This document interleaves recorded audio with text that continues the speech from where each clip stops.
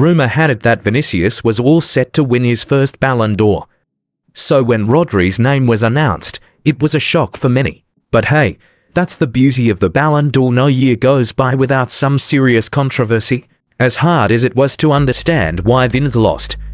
Here are a few reasons we believe may have contributed to this collapse. Reason number 1. Prioritizing international football. We all remember last year's drama. Lionel Messi snagged his record-breaking 8th Ballon d'Or, mainly for leading Argentina to World Cup glory and winning League One with PSG. Meanwhile, Erling Haaland, fresh off a record-smashing season at Manchester City with a treble under his belt, finished second. After the ceremony, plenty of people were talking about how the awards criteria seemed to keep shifting, making it feel less credible. France Football probably felt the heat from that criticism and wanted to prove that it was just because of Messi. So this year, they've stuck to last year's reasoning, putting international achievements above club success. And maybe that is why we saw Vinicius Junior missing out.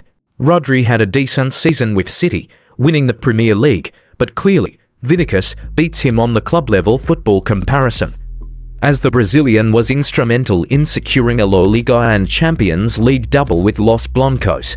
But Vinicius fell short with Brazil, getting knocked out by Uruguay in the Copa America quarters. This is where Rodri takes the win, as he played a key role in Spain winning the Euros. Reason number 2, sharing the votes with Bellingham and Carvajal. For a while, Bellingham was the frontrunner for the Ballon d'Or. His first season at Madrid was nothing short of insane. He scored 16 goals and 5 assists in the first half of the season and outshone every other attacker at Real Madrid in that period, Vinicius Junior included. Vini's success in the second half of the season came from what Bellingham did in the beginning, and it's likely the voters saw that too. So maybe, just maybe, the votes got split between them, which cost them both their shot at the trophy. Reason number 3, the third rule of Ballon d'Or voting. To explain this reason, let us tell you 3 main rules the jurors judge all players on. First rule, individual performance in the previous season. Second rule, team success during the previous season. Third rule, player behavior and fair play during the season are taken into consideration. Most players win on the basis of the first 2 rules, but this time, this rule might have been the deciding factor. It is a very tight race if we stick to the first 2 rules, but on the third rule, you might agree that Vinicius is not as liked as Rodri or even Jude. In Spain, rival fans label Vinicius as cocky and disrespectful. Sometimes, it is because his dancing celebrations come off as taunts. Other times, he takes the mick out of opponents. Just ask Kimmich when he tried to hand the ball to Vinicius for a throw-in. While entertaining for Madridistas, that behavior is not considered nice in general. Now, here's Rodri, a guy who still tucks his jersey in his shorts. He doesn't get involved in social media. He just wants to play the game and go home. If he had lost the Ballon d'Or, we aren't even sure that he would have been trolled. Reason number 4, Real Madrid's beef with UEFA. We all know UEFA is heavily involved in the Ballon d'Or, from selecting the top 30 nominees to picking the jurors who vote for the award.